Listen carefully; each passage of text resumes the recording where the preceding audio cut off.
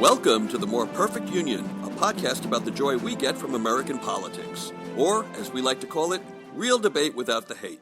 Hi, I'm Kevin Kelton, a Democrat living in Los Angeles, California. I'm DJ McGuire, your Republican in exile from Suffolk, Virginia.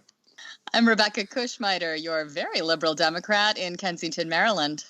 And I'm Greg Matuzak, your just liberal Democrat from Cincinnati, Ohio. And as you all know, The More Perfect Union is one of the fastest rising podcasts on iTunes. The More Perfect Union podcast can be found on iHeartRadio and at our website, oddly enough called moreperfectunionpodcast.com. Yeah, that's some clever naming there, guys. It wasn't ironic at all. But it's good to see you and hear from you all again. I know we're a day late due to the holiday, and I hope you guys all had a good and happy and merry holiday, and I hope you guys all made through travels, no problems.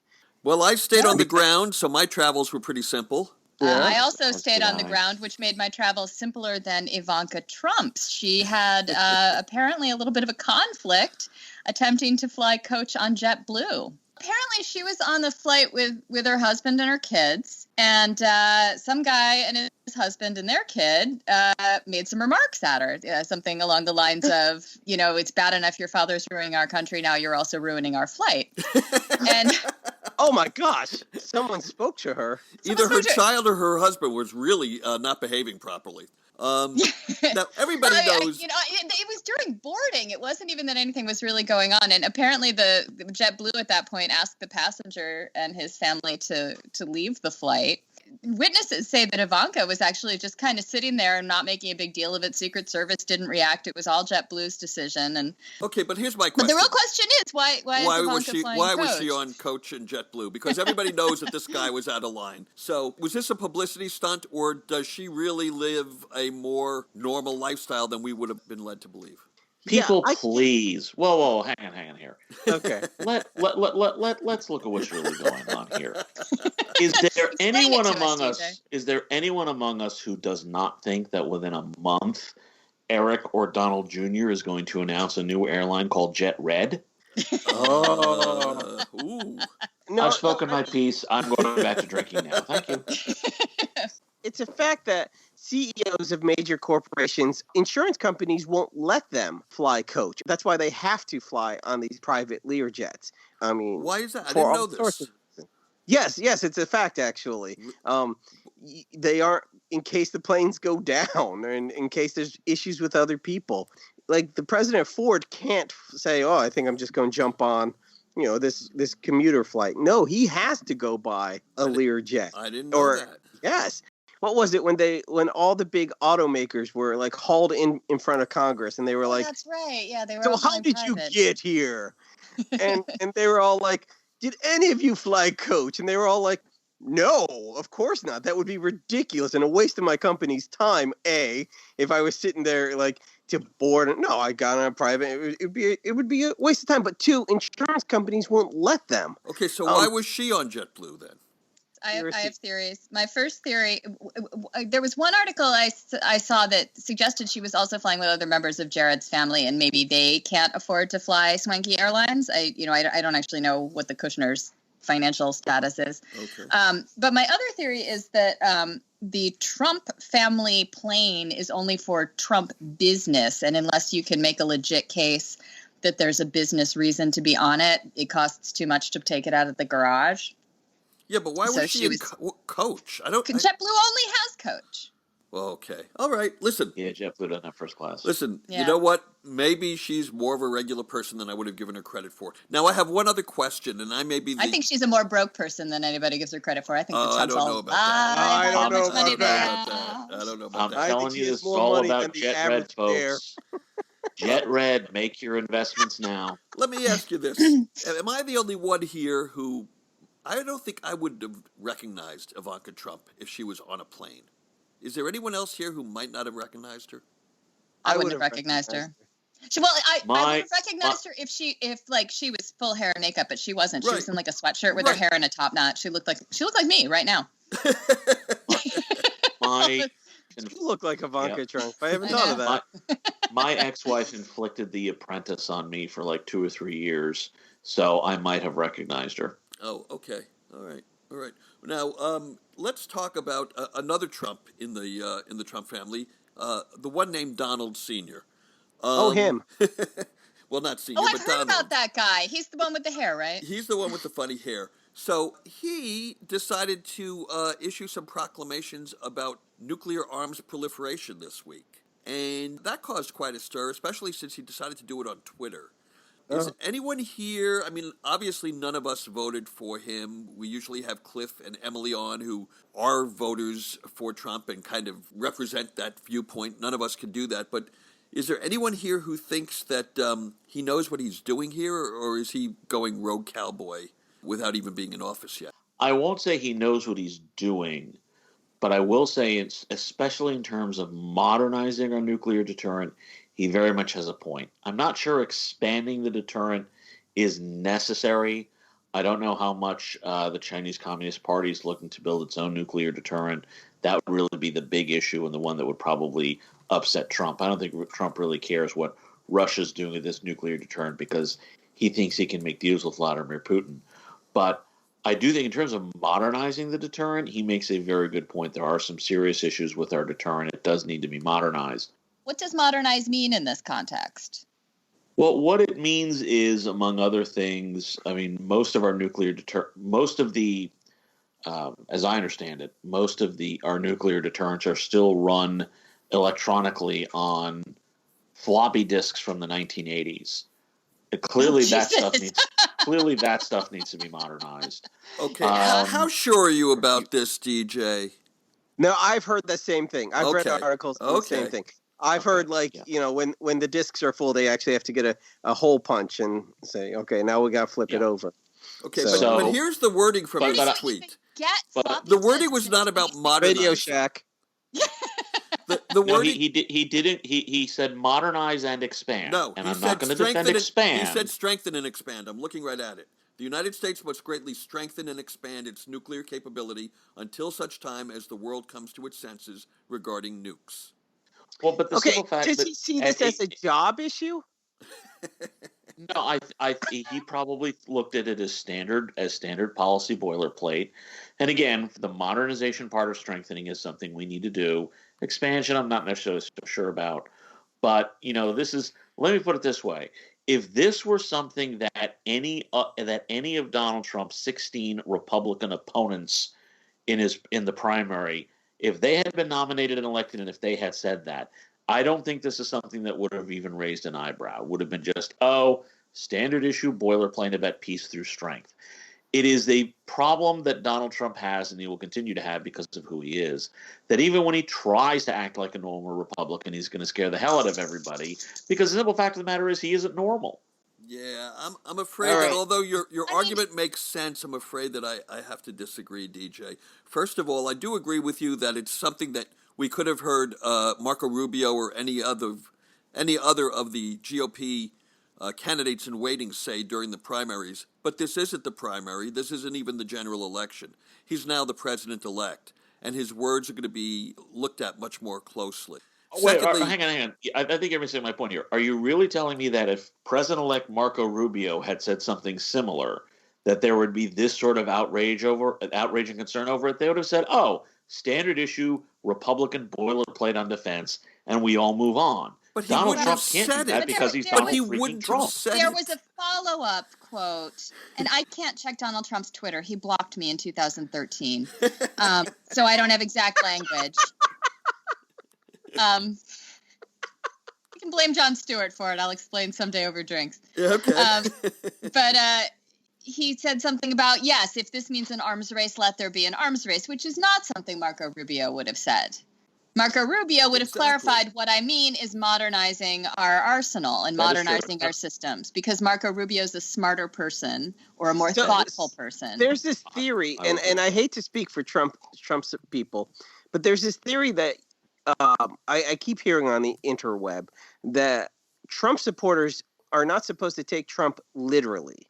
They're just supposed to take his ideas and his concepts. And whenever he says things, but he just said he wants to expand our nukes. They go, don't take that literally. Whenever he says anything, don't take it literally because it will all get watered down. He even said that once, like it's just an opening bid.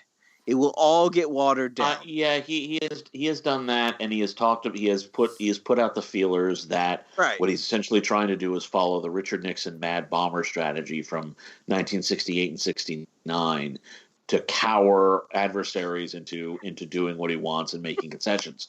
But let's actually take a step back and look at that. Did Richard Nixon's mad bomber strategy work? Did it save South Vietnam? No. Nope. Did it save Cambodia? No. Did it? Well, Laos was already gone. Laos was gone. So did it actually achieve what he wanted it to achieve? No, it did not. Was it something he actually followed in his administration? No. By 1971, he had thrown it out the window in favor of détente and reaching out to Mao Zedong and setting up summits with Lenin and Brezhnev. So Donald Trump is following essentially a policy that has already failed and whose initial propagator acknowledged it failed and moved away from it 3 years into his administration. So again, the problem is not what Trump says as much as the fact that it's Trump who says it, because he is somebody who thinks he is following the good examples of the late 20th century, when in fact he continues to follow the failed examples of the late 20th century. Maybe he read only the first half of the Nixon biography, and he hasn't got to the second half. He doesn't know what happened. He doesn't read. He's admitted that he doesn't read. You made the analogy to Nixon. I think he thinks of himself more like Reagan. I think he thinks that Reagan came in tough on the Soviet Union, threatened an arms race, what was it, the Star Wars missile defense system. Oh God, yeah. And the Russians were so afraid of this new space race, arms race, that they spent too much, they bankrupted themselves, and then they backed away during the Reagan administration. But you've also got to keep in mind at that time the Russians had Mikhail Gorbachev sitting in the Kremlin, and he wasn't a madman like Putin is. He was interested in the détente type policies. Correct. So Trump attempting to act like Reagan when his adversary, is Putin his adversary? Well, what is Putin? His handler, his puppet master? What do we got? That's the thing we have to remember when it comes to Trump, is that Trump does not really see Vladimir Putin as an adversary. And so that sort of colors everything he does, and not in a good way. But again, this is the kind of thing where, he will spout off, he will say he will say things. What I am more concerned about, because this is something he can actually do, is, and he didn't do this via Twitter. He did it the normal way through unnamed sources that are close to him, that he is actually considering using his executive authority to impose a 5% tariff on every single import that comes into this country. I cannot tell you what a disaster that will be for the American economy. Can he do that? Yes, he can. Try. I mean, any executive action he takes is going to be met with lawsuits, and there will be injunctions putting stays on the action. So he can try. Whether or not it will go into effect at any time in the near future is in the hands of the courts, I would say. Right. And based on what I have read, he actually does have the authority to do this, given various legislation that Congress has enacted, that essentially says, look, as a last resort, you can slap these tariffs on folks.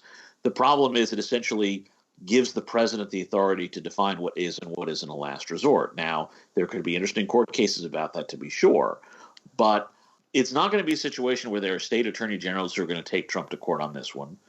It's going to be a matter of folks who are, it's going to come out of private, it's going to be industries who are damaged by it.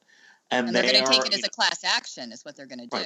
And they may do that, but this is something that is going to initially be politically a big winner for Trump, but economically it is going to be a disaster. It will knock the Sun Belt into a recession because they're more dependent on trade from the outside world than the Rust Belt. And it is a reminder that Donald Trump is essentially the president of the Midwest. Whether he is a fool or not, I think he is. The people who work for him are not fools, and they know damn well that Donald Trump is president-elect of the United States because he completely realigned the Midwest and the Rust Belt. And they will basically tell him, do anything you have to do to make the Rust Belt happy. It doesn't matter what the rest of the country does. and this bothers, I guess maybe it bothers me more than most folks, because I have tried to push for freer trade for years, and seeing this sort of Smoot-Hawley executive action is the kind of thing that will knock the country into a recession, because Donald Trump doesn't understand international trade, and he never has. Well, and he also doesn't understand macroeconomics. Yeah, because but he doesn't understand what the ripple effects of something like this are. He sees it as, rewarding American businesses and punishing foreign businesses, but he doesn't understand what that does to, the fact that there are components being manufactured outside of the country that are being assembled inside of the country, that it's going to change the price of, items in the consumer basket of goods, that it's going to make technology more expensive. The effects of it isn't just 5% that somehow harms bad offshorers. It's 5% that the customers will have to eat, the John and Jane in Middle America. I think I know them. The other thing is, in terms of Trump, you see, I don't think he thinks he's ever going to have to do it. My reading of Donald Trump, and everybody has their own reading of this guy's, what's going on in his head, he thinks that if he says something, he's going to intimidate the Chinese, or he's going to intimidate the Russians, and they are going to bow to his will. Now, he may have had success at that in the business world, but he thinks everything is a dollars and cents equation. He thinks that if he can make it profitable to someone's bottom line, they will invariably agree to something that is also in his best interest, because that's the way the business world tends to work. He does not, in my opinion, take into account political factors, geopolitical factors, or just the fact that sometimes countries act in ways that aren't necessarily in their best interest because they have other objectives, or because, frankly, a leader might have a big ego and not want to give in. So I think that when he says, if you do this, or if you don't do this, if you don't stop manipulating your currency, I'm going to impose a 5% import tariff or export tariff, he thinks that they're going to back down, and they're not. And then he's going to be in the uncomfortable position of having to make good on things that he said, which, by the way, he's never had to do before.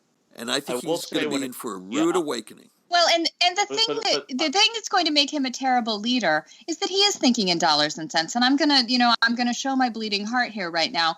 We are talking about the lives of hundreds of millions of individuals, and he's going to do real harm to families and to people with these policies, and not just the threat of getting us all blown sky high, but what it's going to do to our pocketbooks, what it's going to do to people's jobs, what it's going to do in terms of continued wage stagnation and income inequality. And he doesn't care. He just does not care what it's going to do to someone like me or someone like any of you. He is looking at this as a balance sheet, and that is such a bad way to go about running a presidential administration. I would say, as someone who has observed Donald Trump for over 30 years, because I grew up in New Jersey when he had his first 15 minutes. When he blew up Atlantic City? No, this was before he blew up Atlantic City. Oh, okay. He blew up Atlantic City a little later, when he was just a flashy New York real estate owner who was a bit more adept at hiding his mafia ties than most real estate owners in New York. There are very few things that Donald Trump is consistent on. One of them is rampant trade protectionism.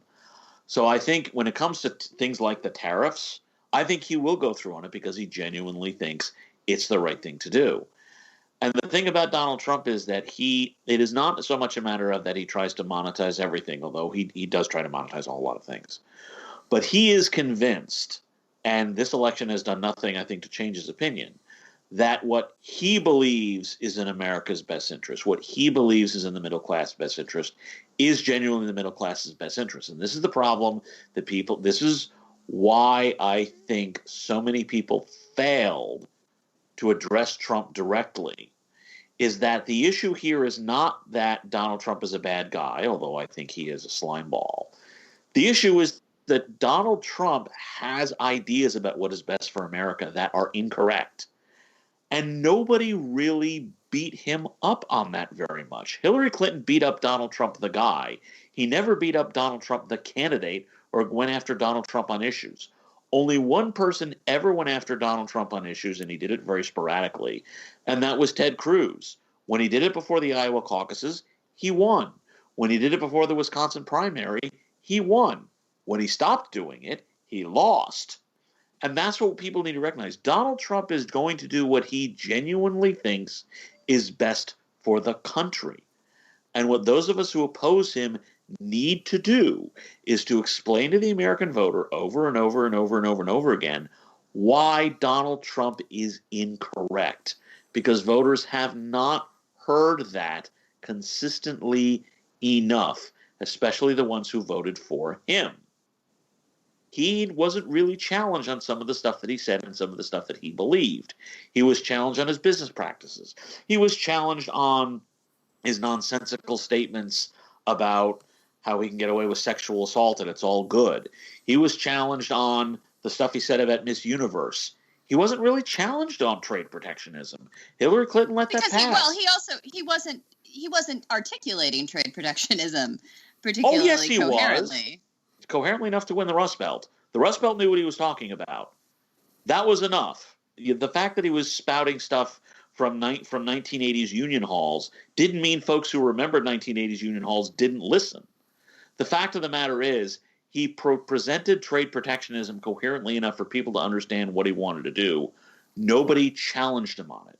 Nobody took him on and said, no, freer trade is better for America, and here's how. Hillary Clinton essentially ceded the ground on that issue to him. She ceded the ground on a bunch of issues to him that she should not have done, particularly economically. Donald Trump did not present small government as a solution. He presented big government for protectionism, for nativism, and for what I call privilegism. He presented a countering version of big government that was never challenged by the Democrats. That's why he won. And that's why he's going to continue to score political gains until people stand up to him and say, no, what you think is better for the American people is not actually better for the American people. That has never been consistently stated to the American voter, and it needs to be over the next 4 years, or he's going to win again. Well, that gets to the point of needing a Democratic spokesperson who can adequately articulate those things and who has a platform to do so, which is problematic. I don't see anyone emerging right now who can do that. Well, also, let's remember that every president thinks that his or her ideas, and I guess in our case his ideas, are best for the country. Case in point, a gentleman named President Barack Obama, who felt that his take on the Middle East settlement, the Israeli settlement situation in the Middle East, was indeed the best take for the country, even though he's only got 3.5 weeks left in his administration. Anybody have any opinions about the UN vote on the settlement clause that the U.S. abstained from? I'm going to, because I'm going to live up to my reputation as a person who does too much research. I saw a graphic. Google is my friend. I saw a graphic today showing that the number of abstentions that the U.S. has taken in Israel policy questions in the UN is actually historically rather high, and Obama has abstained from fewer votes than previous presidents. I think Reagan topped the list, and I can't remember the numbers right off the top of my head. Yeah, this was a lame duck move, if ever there was a lame duck move. And, I'm a big fan of Barack Obama, as a big supporter of his. I've deferred to him on foreign policy choices that I might have disagreed with. But I'm really wondering about this one. Even if he felt in his heart of hearts that, Israel should limit the settlements or abandon the settlements, I think doing this knowing that the incoming president was going to have 180 degrees different policy might have been the wrong tact. Okay, first of all, for Rebecca's point, I hate using the Bush answer for everything. And you are absolutely 100% right, but Obama has to stand on his own for whatever he does. But as far as Kevin, I don't think it has anything to do with Israel. I don't think it has anything to do with his policies. I don't think it has anything to do with Trump. I think it really is a more personal thing. I think it was Netanyahu. I think this was his final, you have done dirty by me. so many times. I don't believe that for a moment. I don't believe that because if Obama does anything, if you come, as Omar says, you come after the king, you better not miss. Okay. Okay. Wait. If we're going to use that, then frankly, Obama's people already missed because he essentially loaned his campaign people to the Labor Party in the 2015 election, which I don't have a problem with. I mean, campaign consultants are campaign consultants. They go with whoever gets hired. But, Obama had a shot at the king and he missed. Benjamin Netanyahu got reelected. Now, I tend to be more sympathetic to the Likud party than any other political party within Israel. So that's just my take on this. But let's actually step back and take a look at this here, irrespective of who is coming in on January 20th, because Barack Obama is still the president until January 20th. That's his call. The question is on a policy matter. Are we really saying that as Bashar Assad is essentially leveling Aleppo, as Daesh is getting hit in Mosul and it takes back Palmyra, for crying out loud, the notion that all of this stuff can be solved if everybody is just nicer to Palestine, which has really been the Obama administration policy from the get-go, and to be fair, it was not just him, other administrations said that too, is taking this and looking at the entire Middle East backwards. Okay, Israel is not the bête noire of the region. It is the excuse du jour of the region. It gives every tyrant in that region an excuse to do whatever the heck they want to do because they know they can just say it's all Israel's fault. And Washington, if not the president, depending on the president, but the State Department will all swallow it and go, oh, yes, obviously, if Israel were just being nicer about it all, this would not be an issue. Okay, but I remember when Ariel Sharon was prime minister, when he left the Likud party and started his own organization so that he could withdraw from southern Lebanon, so that he could try his own attempt to make some sort of peace with Palestine. I remember when Ehud Barak essentially tried to make his own peace with Palestine as head of the Labor Party, and he ended up in Bibi Netanyahu's coalition less than 5 years late, or in Ariel Sharon's coalition, because it was such a disaster. The simple fact of the matter is the Palestinian Authority, for lack of a better term, because they really have an authority over nothing, has been a tyranny of its own. And the fact that Israel gets blamed for everything that goes wrong, and everybody treats the Palestinian Authority as if they are some helpless child that has no responsibility for any of its own actions, is patently ridiculous. I've always sort of responded to Israel and Palestine like a mom would, and I really just want to go over there and be like, you over there,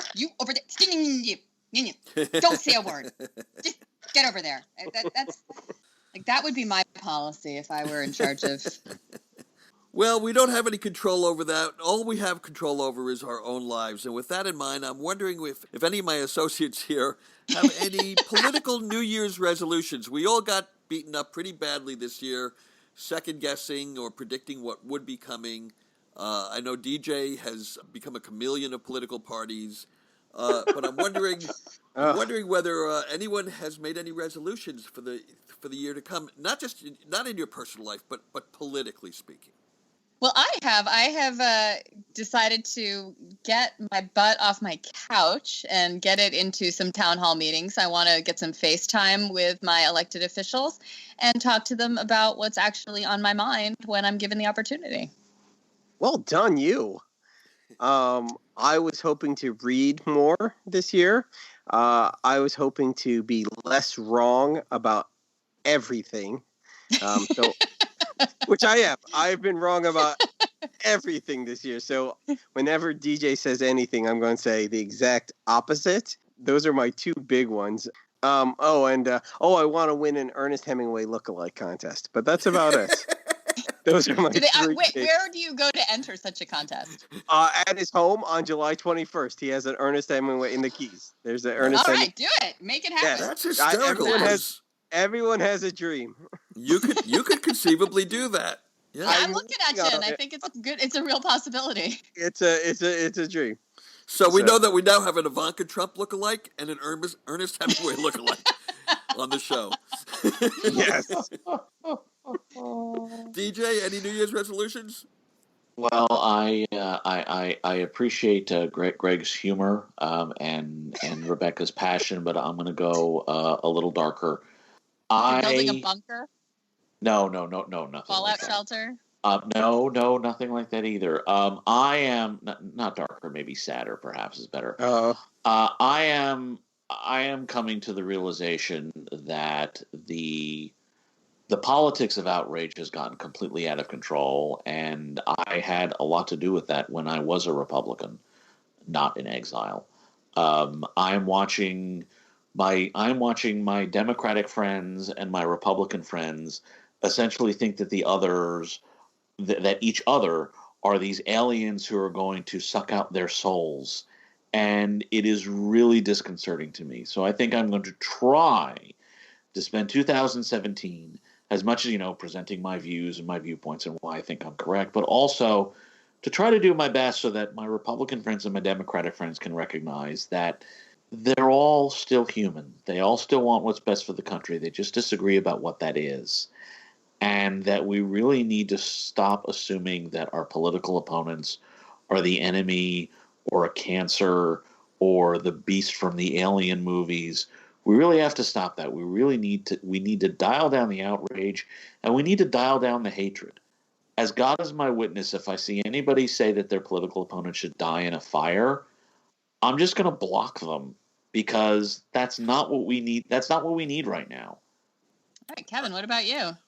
Well, actually, I wish I had something as good as DJ, so I'm just gonna second his, because it's kind of what I was thinking, only he said it much more articulately than I would have. However, if I do see somebody say that, I'm going to wish that they die in a fire. So, well, here, I don't wish any of you are going to die in a fire. I'm hoping all of you have a happy New Year, and all of you out in podcast land have a happy New Year as well. So thank you for listening tonight. Please like us on Facebook at the More Perfect Union podcast, and share our link on your Facebook timeline so your friends can discover us as well, your Republican and your Democratic friends who are not dying in a fire. And if you enjoy our political debates and would like to be a part of ours, join us at Facebook in our political discussion group, Open Fire. We're all there, and we'd love to see you there too. Until next time, Happy New Year. Keep on drinking. Here, bestiality is now illegal in Ohio. That means I have to change my New Year's resolution.